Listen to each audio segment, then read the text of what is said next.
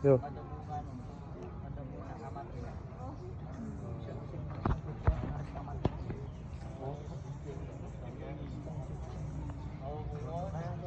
Terserah. Bekatra. Dikatra. Amba coba tengah-tengah.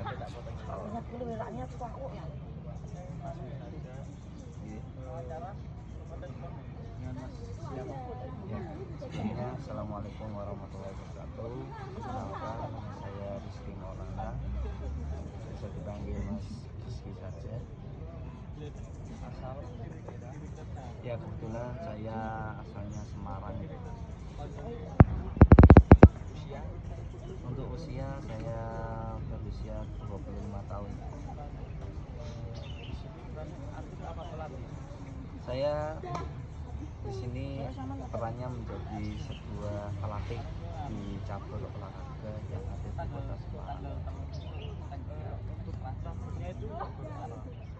Ya, untuk cabur olahraga yaitu terkait dengan silat, yaitu berorganisasi Persinas Kesat yang ada di Kota Semarang. Pasti silat di daerah Semarang klubnya banyak saja. Sampai klubnya nopon. Ya, kebetulan di Semarang kan banyak klub ya yang dikatakan oleh Mas siapa? Mas Abno ya. Mas Abno benar, di Semarang banyak klub yang ada di Semarang khususnya pencaksilat. Tadi tanggapan apa Mas pertanyaannya?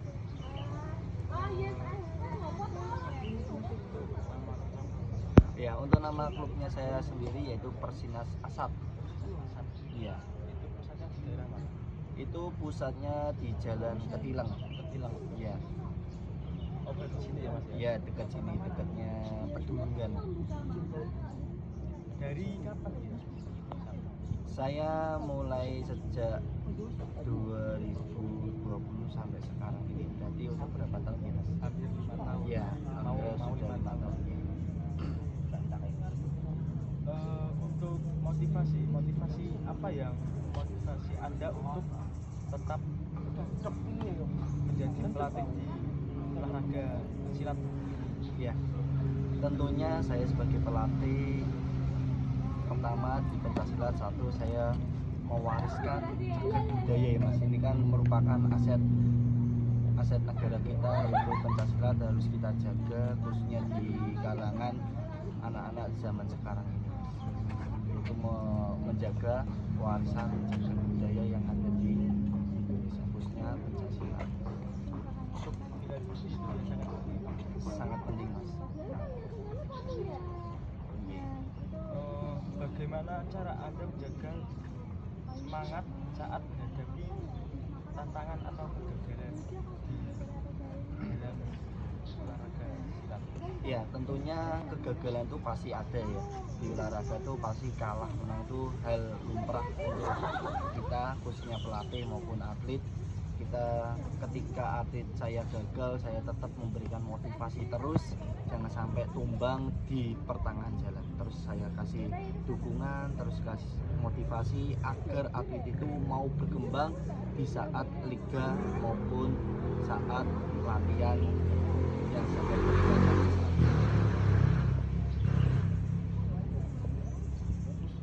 Apa yang membuat Anda merasa paling puas dalam olahraga?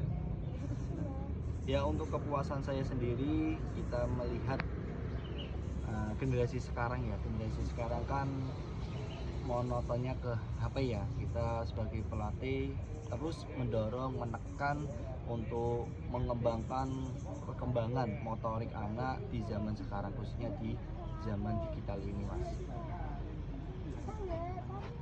Puas. Iya, sangat puas Mas. Terus apa yang biasanya menjadi sumber tekanan atau stres dalam olahraga silat? Ya, tentunya saya mengajar silat ini kan beberapa usia ya Mas. Saya memegang usia yang 7 tahun, 8 tahun, pastinya kan diaturkan sulit ya. Tapi saya sebagai pelatih harus menyikapi hal itu dengan sabar, yaitu saya memisahkan antara yang bisa maupun yang tidak bisa, karena di umur 7 tahun sama 8 tahun kan dalam motoriknya kurang ya mas. Saya memisahkan antara yang bisa sama yang tidak bisa, berarti kelompok A, kelompok B, kelas A, kelas B. Nah, itu untuk memaksimal mungkin dalam latihan yang saya berikan saat itu.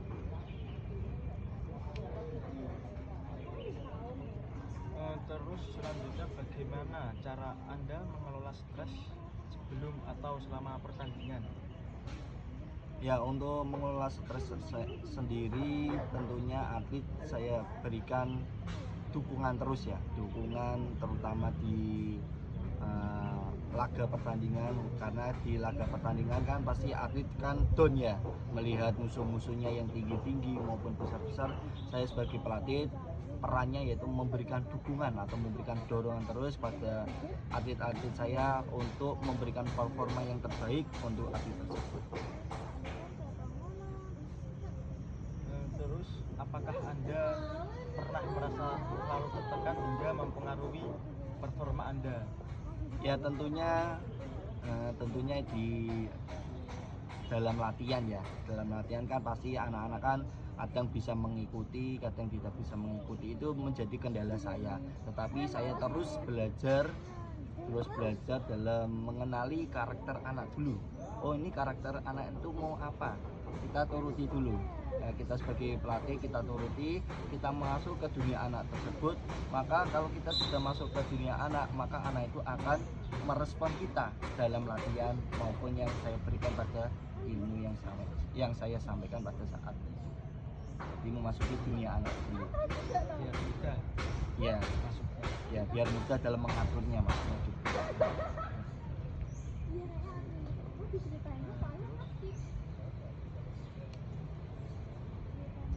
Tentang konsentrasi, apa yang biasanya Anda lakukan untuk tetap fokus selama latihan atau pas di turnamen? Ya, saya tetap menekankan pada atlet-atlet saya, yaitu ketika menjumpai musuh itu jangan takut, tetapi hadapi dengan tenang, kuasai dalam pertandingan, maka akan menciptakan hasil yang sempurna.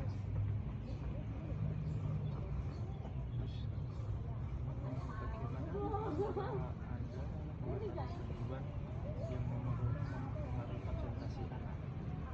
Ya tentunya gangguan-gangguan itu pasti banyak ya mas ya, tetapi kita terus menggembleng ibaratnya sebelum masuk ke laga pertandingan. Kita tetap penggemblengan dulu mas, penggemblengan karakter, penggemblengan mental.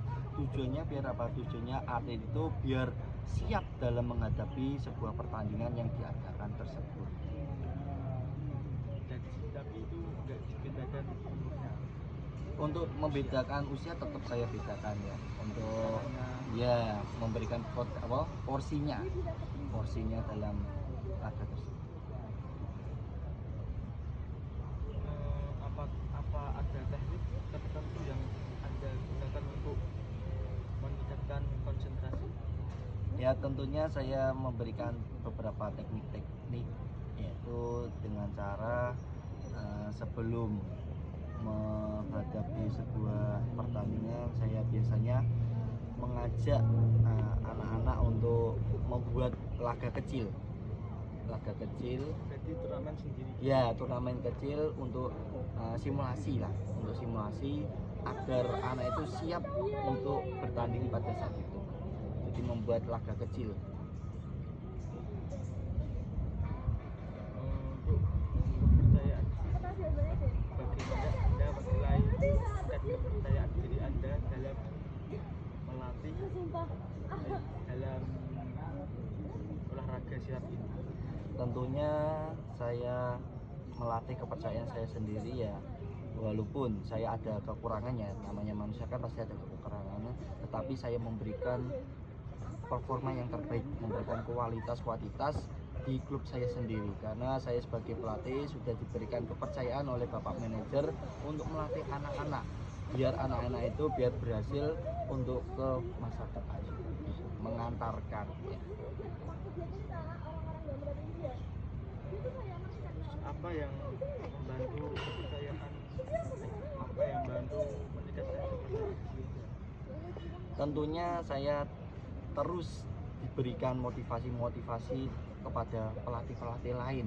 Jadi di situ pelatihnya bukan satu tetapi banyak pelatih yang memberikan dukungan terus kepada saya agar saya memberikan nilai performa kepada klub tersebut. Iya, jadi stakeholder yang ada di cabang itu memberikan motivasi terus, termasuk manajer, terus ketua pelatih, terus memberikan motivasi kepada saya. Tujuannya saya biar apa? Biar performanya lebih baik di dalam cabang ini. Pernahkah Anda merasa kurang percaya diri? Tentunya pasti ya Mas, tentunya pasti itu ya, karena saya melihat tim-tim lain ya, pelatih-pelatih lain sudah hebat-hebat, sudah ada yang punya lisensi, sudah punya gelar di dalam suatu cabang, tetapi saya tidak henti-hentinya, saya terus meningkatkan kualitas saya dalam pemberian pelatihan kepada anak. Gimana Anda melihat peran kerjasama dalam hidup Anda? Ya tentunya kerjasama itu sangat penting ya, stakeholder itu sangat penting ya, manajer, terus ketua pembina, pelatih, terus bidang olahraga, bidang prestasi itu harus bekerja sama untuk menciptakan pembelajaran yang efektif atau pelatihan yang efektif dalam hal di dalam cabang olahraga. Apa yang Anda lakukan untuk menjaga hubungan baik dengan anggota tim lain? Ya tentunya saya memberikan yang terbaik ya, khususnya kepada tim lain, karena kan di Kota Semarang banyak pencaksilat ya, kita tetap menjaga etika ya, tetap menjaga etika, attitude, dan setiap tahunnya kita bersilaturahim ya, yaitu mendatangi pencaksilat yang lain untuk menjaga keakraban. Ya biar hidupnya pencaksilat yang ada di Kota Semarang ini nambah sedulur lah bahasa Jawanya. Bagaimana cara Anda mengatasi konflik dalam tim? Kalau ada masalah. Ya pastinya di dalam konflik yang ada di tim pasti ada ya, tetapi saya terus memberikan penegasan kepada atlet-atlet saya. Kalau ada konflik saya berikan evaluasi ya, memberikan evaluasi, memberikan pembelajaran ya. Contoh konflik yang ada di dalam tim saya, khususnya di atlet saya, yaitu ya saya memberikan evaluasi terus ya, dengan cara tadi memisahkan antara kelompok A, kelompok B. Tujuannya apa? Tujuannya untuk menghindari konflik-konflik yang terjadi pada saat itu. Ya, saat latihan. Mental. Bagaimana Anda mempersiapkan mental sebelum pertandingan? Ya tentunya saya tadi sudah bilang di awal ya, saya membuat gambaran simulasi, yaitu membuat pertandingan kecil ya untuk menunjang performa atlet, untuk mempersiapkan mentalnya untuk menghadapi lawan di laga pertandingan tersebut. Yang biasanya Anda pikirkan saat menghadapi lawan yang lebih unggul? Ya, tentunya di dalam suatu pertandingan kan pasti ada namanya atlet yang performanya yang tinggi maupun yang rendah. Ketika atlet saya menjumpai atlet yang tinggi, jangan sampai ngedon ya, pastikan anak ngedon ya, jangan sampai ngedon, tapi kuasai materi, kuasai lapangan, kuasai strategi teknik biar memberikan poin yang menang untuk saya ya. Jadi jangan ngedon dulu, musuhku kok lemu, musuhku kok pinter silat ya. Jadi kembangi kuasai tekniknya. Tekniknya ini maka akan memberikan performa yang terbaik. Jadi kuasai teknik. Percaya diri. Ya kepercayaan diri itu lebih penting Mas. Itu kunci dasar menjadi atlet. Jadi Jadi kepercayaan diri itu kunci dasarnya. Terus, apakah Anda merasa ada perbedaan signifikan dalam mentalitas antara latihan dan depannya?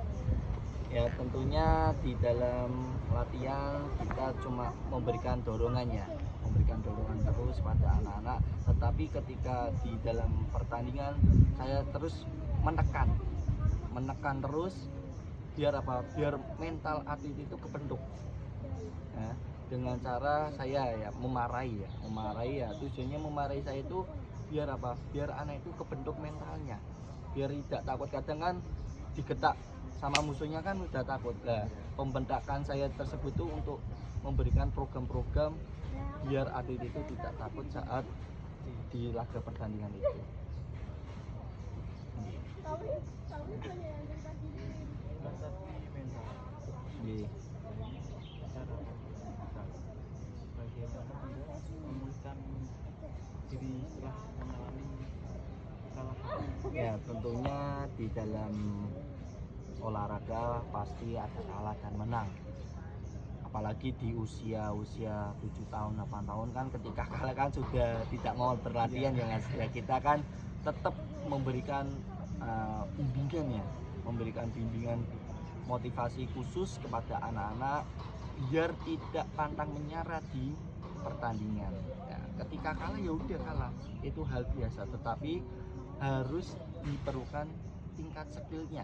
Ketika kalah ya sudah, itu sebagai pengalaman saja, sebagai pembentukan skill Anda di dalam menguasai dalam pertandingan tersebut.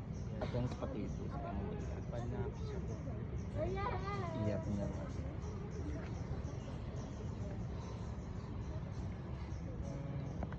apa Anda memiliki pekerjaan khusus yang membantu menjaga keseimbangan antara olahraga dan kehidupan pribadi? Keseimbangan Keseimbangan antara olahraga dan kehidupan pribadi. Kebiasaan khusus kebiasaan khusus contohnya yang membantu menjaga keseimbangan antara olahraga dan kehidupan pribadi. Jadi untuk olahraga sama pribadi itu setara. Terus kayak kehidupan saya juga olahraga terus juga. oh untuk itu ya saya kan kebetulan ya saya sebagai pelatih dan di luar pelatih kan saya juga bekerja ya. Tetap saya mengatur waktu, memanage waktu saya biar tidak mengganggu jam pelatihan yang saya ajarkan. Jadi harus bisa memanage waktu dalam kehidupan sehari-hari dalam olahraga.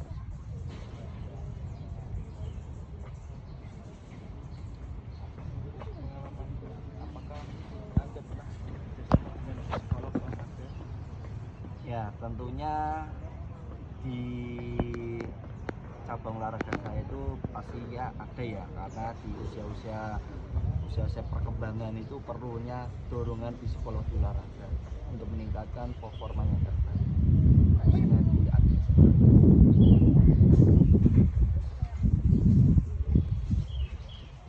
Menurut Anda seberapa penting peran psikologi olahraga dalam menunjang performa Anda?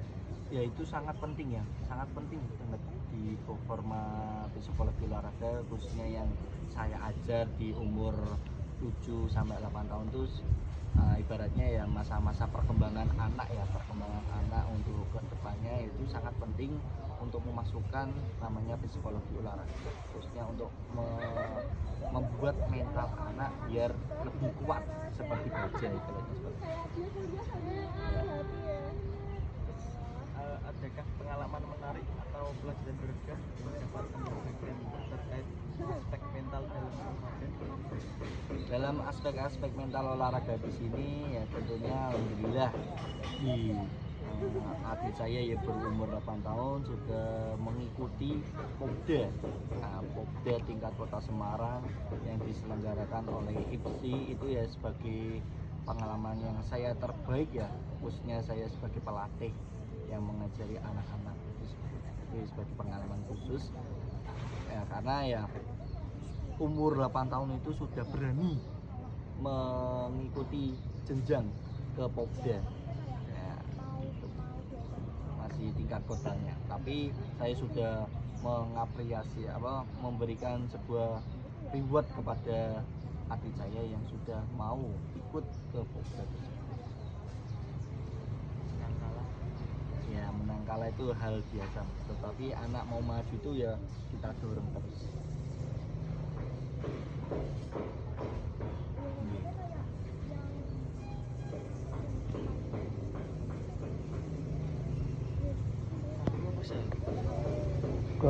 nomor 010603 0603.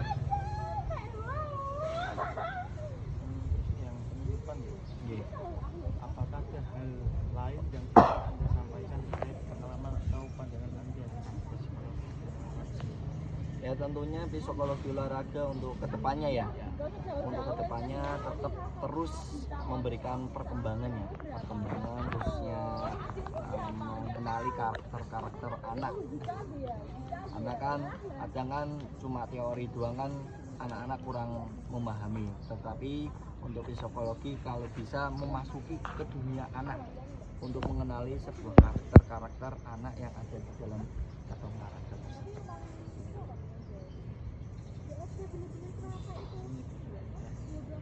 Apa harapan Anda terhadap psikologi olahraga? Ya harapan saya tentunya sangat luar biasa kepada psikologi olahraga khususnya di cabang olahraga untuk kedepannya ya tetap terus memberikan motivasi yang terbaik, terus menggali potensi-potensi yang ada di dalam cabang olahraga khususnya di dalam karakter anak untuk mengikuti cabang-cabang olahraga untuk kedepannya.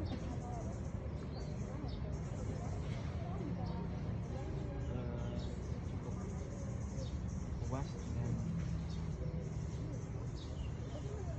wawancara ini. Oke.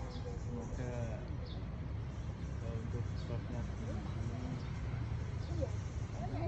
Ya, sebelumnya saya mohon maaf jawabannya ya belum memberikan yang terbaik ya Mas ya. Terus saya belajar ya, namanya manusia kan kadang ada kurangnya ada.